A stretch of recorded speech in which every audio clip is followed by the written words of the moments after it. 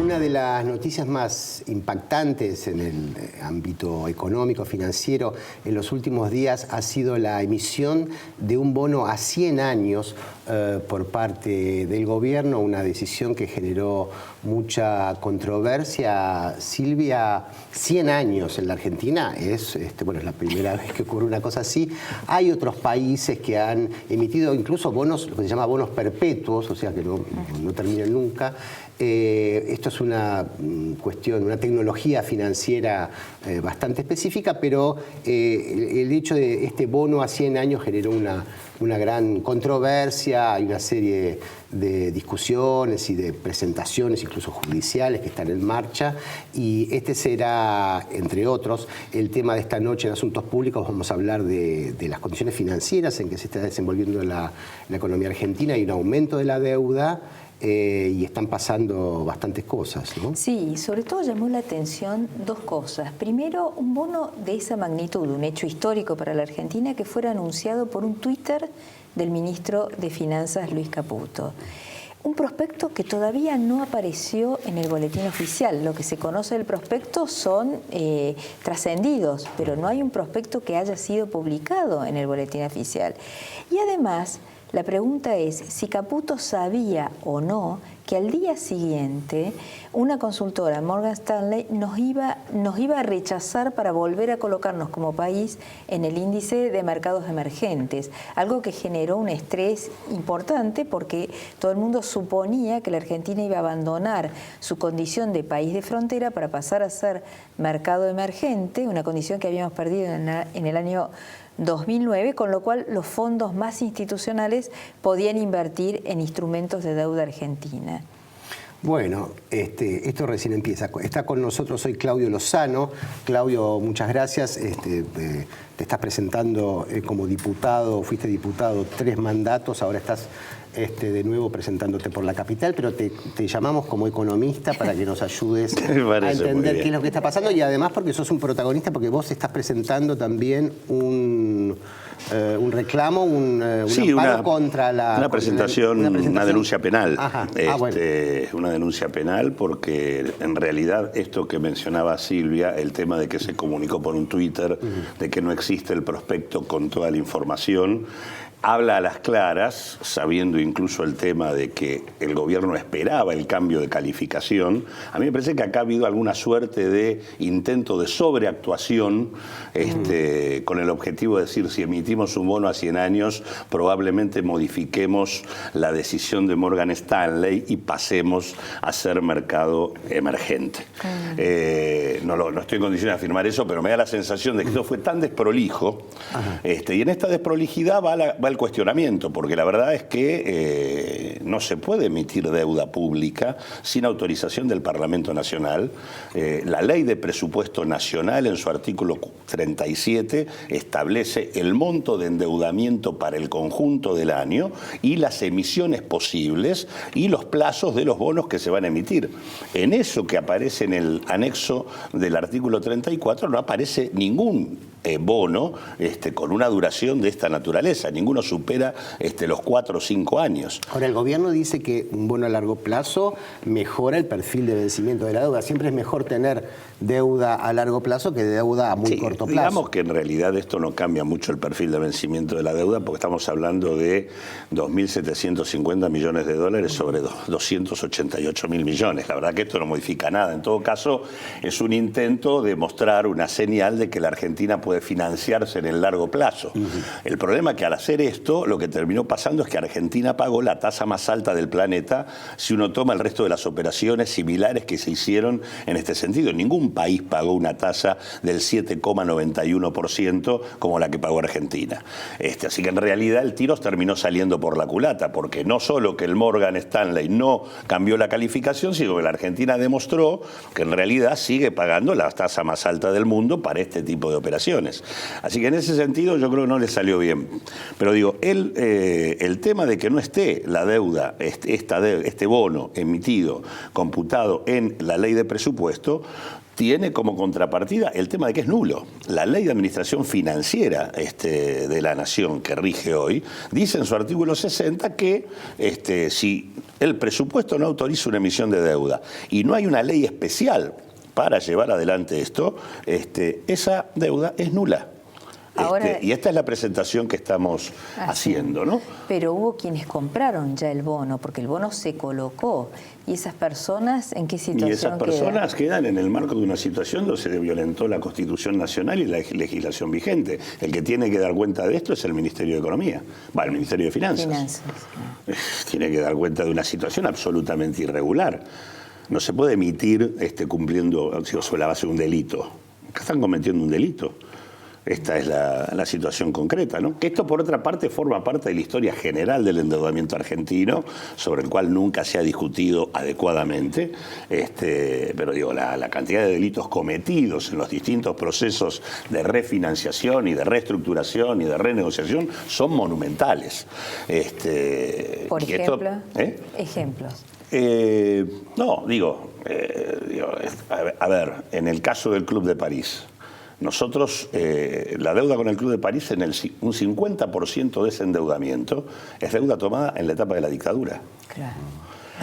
Por lo tanto, es factible de ser cuestionada con la tesis de la deuda odiosa, que es una tesis jurídica que se ha aplicado en distintos lugares del mundo. El último fue Irak. Se le condonó la deuda a Irak sobre la base de esa tesis. Ahora, Argentina no solo que no discutió esto, que es una irregularidad concreta, sino que además aceptó un incremento del 50% del endeudamiento. No hubo quita de capital de ningún tenor. Otra irregularidad es el tema de los pagos al fondo. Cuando nosotros pagamos 10.000 millones de dólares con reservas al Fondo Monetario Internacional, el Fondo Monetario Internacional en realidad le prestó a la Argentina sobre la base de violar sus propios estatutos. Uno de los artículos del estatuto del fondo dice que ese organismo no puede prestar a un país en situación de fuga de capitales. Sin embargo, le prestó a Argentina hasta, a pesar del proceso de fuga de capitales que había en los finales de la convertibilidad. Esto está reconocido por el propio fondo en la auditoría posterior al estallido de la convertibilidad en la Argentina, ¿no? La responsabilidad del fondo en el proceso de endeudamiento argentino. Nosotros deberíamos haber ido a la Organización de Naciones Unidas, que es el mandante del fondo, planteando esta irregularidad. Así que de esas sobran. Ni que hablar el tema del endeudamiento privado luego estatizado. Ese endeudamiento, cuando mira las actas del Banco Central, tanto en el Club de París como en el endeudamiento privado, no existen registros de esa deuda. Y esto está en las actas, reconocido. Y en realidad, ¿cómo se construyó eso? A declaración jurada de las empresas. Las empresas mismas declararon qué deuda habían tomado y luego transferido al Estado argentino. Eso ocurrió tanto en la deuda con el Club de París como en el endeudamiento privado de los principales capitales de la Argentina a partir de 1977. Esto está reconocido por las actas del Banco Central en 1982.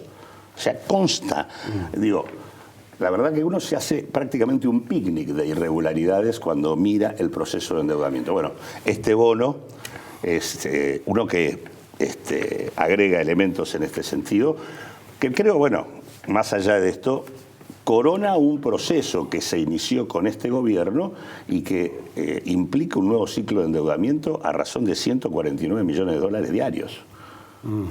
El gobierno anterior decía que había desendeudado, que entregó una economía desendeudada, por lo menos de los acreedores extranjeros, y ahora el gobierno de Macri, la política financiera de endeudamiento es clave para el sostenimiento de la economía en estos momentos. Sí, no, toda la estructura de la estrategia de política económica se sostiene en el endeudamiento. En realidad el endeudamiento neto de la Argentina en el 2016 fue 52.000 millones de dólares. Y en los primeros 6 meses del 2017 van, esto no es neto, es bruto, pero van 28.700 millones de dólares. Estamos hablando de 80.000 millones de dólares en 18 meses. Son 149 millones de dólares diarios que estamos tomando de deuda. La verdad que para un país que tiene 288.000 millones de dólares en la cabeza del Estado Nacional, seguir tomando deuda en realidad es un acto de irresponsabilidad. Acá hay otras cosas que habría que hacer y que no... Pero el gobierno dice, si no nos endeudamos, tenemos que ajustar, tenemos que bajar el gasto. Bueno, yo creo que el tema de la deuda... A ver, el problema que tenemos acá es que el sistema político argentino no quiere discutir en serio la deuda. Lamentablemente hubo un solo intento, fue en la época de Alfonsín. Ahí se armó una comisión investigadora del endeudamiento en el marco del Banco Central. Esa comisión investigadora tuvo una serie de definiciones que no fueron tomadas luego. Y en la práctica lo que va demostrando la historia es que no hay solución financiera a la deuda. ¿Cuándo hay solución financiera a una deuda? Cuando uno la toma para ampliar su capacidad económica y con esa ampliación de la capacidad económica la paga. Bueno, Argentina no tomó la deuda para ampliar su capacidad económica. El proceso de endeudamiento argentino estuvo atado a endeudamiento de los principales capitales privados que acumularon financieramente y fugaron capitales y le trasladaron luego la deuda al Estado. Por lo tanto, el Estado argentino luego tiene que responder por una deuda que no amplió su capacidad productiva. ¿Cómo resolvió ese problema el Estado argentino? Tomando nueva deuda. Entonces entramos en un ciclo de endeudamiento perpetuo. La deuda que no pudimos pagar, la deuda vieja que no podíamos pagar, la resolvíamos con deuda nueva. Y esa deuda nueva sirve para pagar deuda vieja y mientras tanto todo va creciendo y va creciendo de manera geométrica. Entonces, ¿qué pasó? Alfonsín y Broderson en el plan Baker dijeron, se acabó el problema. Bueno, ¿qué hizo Argentina? Pagó. ¿Qué ocurrió? Default. Después vino el plan Brady. Menem y Cavallo, ¿qué dijeron? Se acabó la deuda, acá está terminado. ¿Qué ocurrió? Argentina pagó. Default. Después vino los canjes de los Kirchner, que dijeron, se acabó la deuda. ¿Qué pasó? Default. Pagando a troche y moche, como siempre, como ha dicho la propia expresidenta, ¿no? Hemos sido pagadores seriales de la deuda. Bueno, y default también. Y esto va a terminar exactamente igual, en default. Este es el tema que me parece que no hay. La deuda no se puede discutir si no se le agregan elementos de carácter político y jurídicos, además de financieros. Y además, si no crece la economía, seguramente termina mal. Entre otras cosas, lo que nunca se cumple cuando se toma deuda, que esto también lo ponemos en nuestra presentación, es que el Banco Central debe decir cuál es la capacidad de repago que hay sobre la deuda. ¿Cuál es la capacidad de repago que tiene la Argentina en 100 años? ¿Quién puede saberlo? Bueno, hay un prospecto que trascendió y ahí se hacía mención al tema de cuál iba a ser el modelo político, ¿no? Incluso había como una advertencia a los acreedores de que si el gobierno no lograba resultados electorales afines podría correr peligro, por lo menos en lo actual. Bueno, eso es lo que dice el Morgan Stanley, en las dos las dos señalamientos por los cuales no le da la calificación a la Argentina.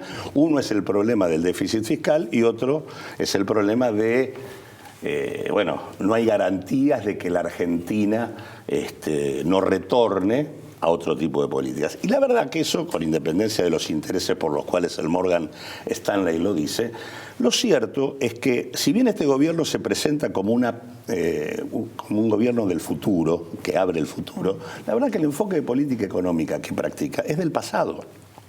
Son enfoques viejos de una Argentina que ya vivimos en un contexto mundial que además no le sonríe. Acá no hay un dinamismo del comercio mundial para pensar en una salida exportadora, ni tampoco hay un dinamismo de la inversión productiva yendo y corriendo. Al revés, lo que hay es un predominio de la inversión financiera y un estancamiento del comercio mundial. Entonces, no hay una economía mundial consistente con lo que el gobierno querría. Pero digo, una idea como la que tiene el gobierno que se basa en pensar que el problema argentino, tanto coyuntural como estructural, es los elevados costos laborales, ¿no? Que es un viejo concepto absolutamente equivocado. Digo, esa política tiende a confrontar con una parte muy importante de la sociedad. Cuando yo pongo en discusión cómo bajo costos laborales, y como en la Argentina el 75% vive del salario, esto termina confrontando con mucha gente. Y normalmente en la Argentina estas políticas han terminado o con crisis social, o con crisis externa, o con alguna combinación de ambas. Y hablando de crisis financieras y hablando de financiamiento, el Banco Central acaba de mantener sus tasas de interés en el 26% esta semana. De esto vamos a seguir hablando con nuestro invitado Claudio Lozano en el bloque que viene.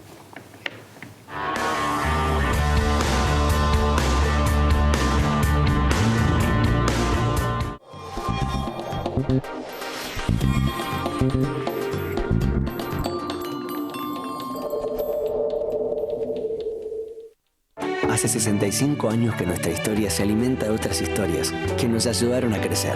Arcor, alimentando momentos mágicos. IRSA, somos la mayor empresa argentina inversora en bienes raíces. IRSA, líderes en real estate. ExxonMobil, líder en tecnología para la operación segura y eficiente de recursos no convencionales de gas y petróleo, está contribuyendo con el progreso del país desde sus operaciones en la provincia de Neuquén. Aceitera General Dehesa, una empresa comprometida desde hace más de 65 años con el desarrollo del país y las generaciones futuras.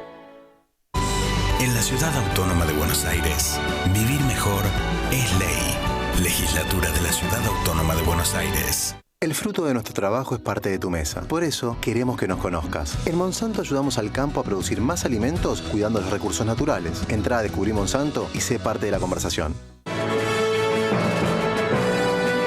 Préstamos personales de hasta 500.000 pesos a tasa fija.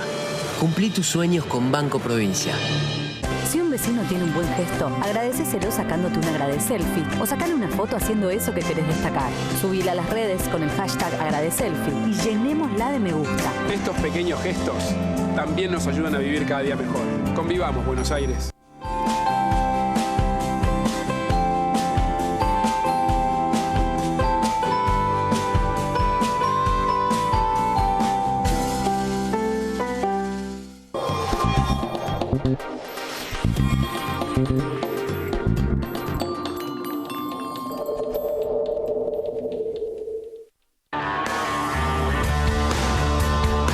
Seguimos en Asuntos Públicos y hoy haciendo foco en la situación financiera del país a raíz de la emisión reciente de un bono de la deuda externa a 100 años. Y para nuestro invitado Claudio Lozano había quedado la pregunta, bueno, esta semana justamente el Banco Central decidió mantener la tasa de interés, que es muy criticada por sus altos niveles, en más del 26%, porque dice que todavía no están dadas las condiciones inflacionarias. Esta tasa de interés se aplica sobre todo a la deuda de las LEBAC, las letras del Banco Central, que son de muy corto plazo y que ya están llegando a 1 billón de pesos. Esta es la otra cara de la deuda interna en pesos, que también es una especie de bola de nieve que ya hemos visto en el pasado. Sí, es como como que se hubiera resucitado el cuasi fiscal de la época de Martínez de Oz, exacto, por sí, decirlo de alguna manera. Pero yo creo que, digamos, acá hay un gobierno que intenta, con una durísima política monetaria, resolver las profundas contradicciones que tiene en otros planos. El gobierno, por una cuestión de gobernabilidad, es decir, el conflicto social que le genera ajustar las cuentas públicas, en un contexto donde perdió recaudación, porque en realidad regaló fondos vía eliminación de retenciones, y en el contexto recesivo la recaudación no se comporta de manera dinámica. Consecuentemente, el rojo que hoy tenemos tiene que ver con pérdida de recaudación. Ahora, cuando el gobierno quiere compensar con reducción de gasto la pérdida de recaudación, choca con una situación social compleja, que es un 32% de la población en situación de pobreza. No hay capacidad de reducir gasto en ese contexto. Y menos antes de elecciones. Claro. Ahora, ¿qué hace el Banco Central? Mantiene una tasa altísima, ahora eso termina complicando aún más el nivel de actividad económica y al mismo tiempo mejora la renta financiera en dólares, con lo cual al ingreso de deuda monumental que hacen para sostener el déficit agregan capitales financieros de corto plazo que hacen renta en divisas y que tienen como contrapartida tirar, planchar el tipo de cambio. Resultado, tipo de cambio atrasado en un contexto donde se pretende una salida exportadora, contradicción monumental que esta política no resuelve. Entonces digo, es una política que está atrapada entre los problemas que le plantea la crisis mundial y el problema que le plantea la gobernabilidad.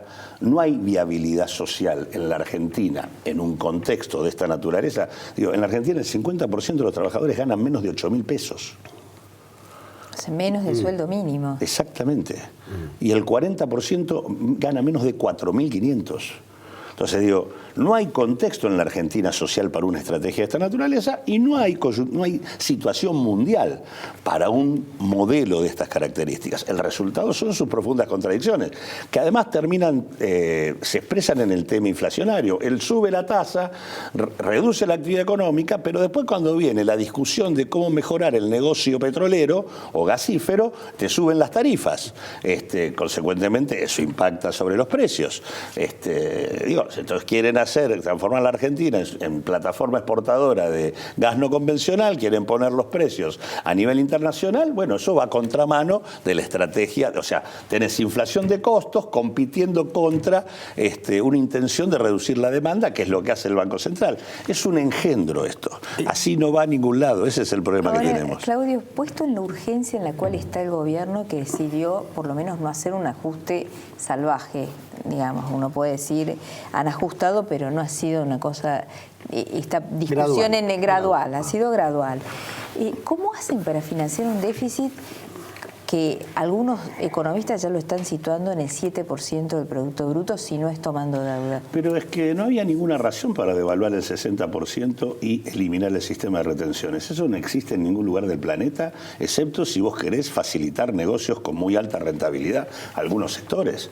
Digo, no veo por qué razón vos tenés que eliminar las retenciones de plano cuando les diste un incremento del dólar del 60%.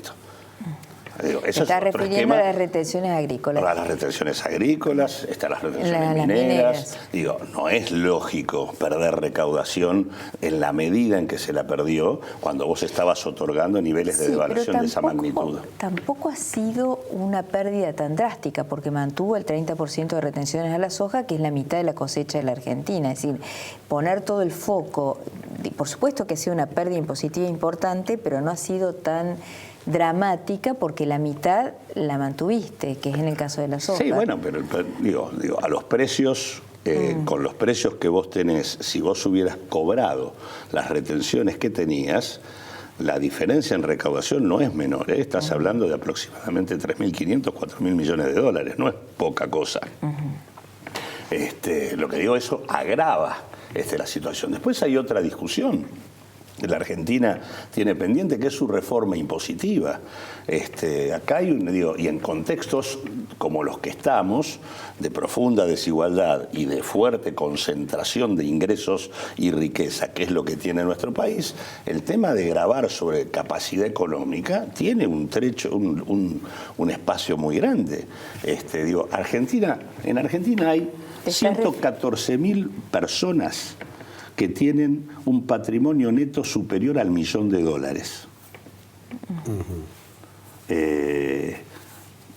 Están los apellidos, no son muchos. Los publicó Cavallo, ¿te acordás? Entonces tenés publicaciones en el mundo, ¿no? Sí. Forbes y tantas otras que te siguen. Bueno, acá los publicó Cavallo, cuando se acuerdan, publicó en los diarios una larga lista de los ricos de la Argentina para imponer el impuesto a la riqueza. Bueno, si vos pones, le cobrás a estas 114.000 personas que tienen un patrimonio superior al $1.000.000, le cobrás la alícuota de bienes personales, estarías obteniendo 13.000 millones de dólares de financiamiento para el Estado argentino. Pero pagan ahora, bienes personales. bueno, o bienes personales, la tendencia es eliminarlo.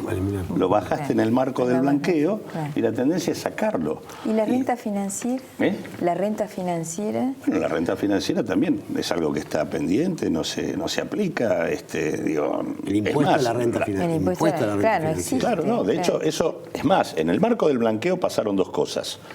Se eliminó el impuesto a la renta financiera para los que exteriorizaban en el exterior, o sea, en lugar de fijarlo, se lo sacó.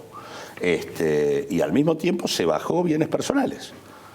Así que en realidad vas a contramano, no vas en función de una estrategia de gravar sobre capacidad económica. Es más, lo único que se está previendo como... En ganancias sí, digamos. ¿En ganancias? Sí. O sea, fue el blanqueo más grande de la historia argentina. No, Debería haber mejorado la situación fiscal porque son contribuyentes que pasan a pagar ganancias. Sí, está bien. Pero parece que no ha tenido un impacto. Una cosa es ganancias y otra es bienes personales. Bienes personales, la tendencia es... ganancias, pues viene la otra discusión, que es qué impuesto a las ganancias tenés que tener. Claro. Nosotros tenemos un impuesto a las ganancias un poquito maltrecho y fuertemente atravesado por las exenciones vigentes, ¿no? Digo, cuando uno mira el presupuesto nacional y mira el déficit que nosotros tenemos equivale a los pagos por deuda más la plata que se pierde por lo que se denomina gasto tributario, que es las exenciones vigentes sobre distintos sectores, empresas y productos. Hay mucha evasión legal en la Argentina, que tiene que ver con regímenes promocionales que primero que algunos son históricos, que no necesariamente han dado resultado, que debieran ser revisados. Son cosas que están pendientes en la Argentina. Claudio, mañana hacen la presentación, ¿ante quién? La presentamos en Comodoro Pi, la denuncia penal, y luego vamos al Parlamento Nacional, lo vamos a presentar ante al presidente de la Cámara de Diputados y de la Cámara de Senadores, porque quien tiene que hacerse cargo del tema es el Congreso Nacional. Bueno, muchas gracias, Claudio Lozano, y a ustedes por acompañarnos. Esto fue Asuntos Públicos.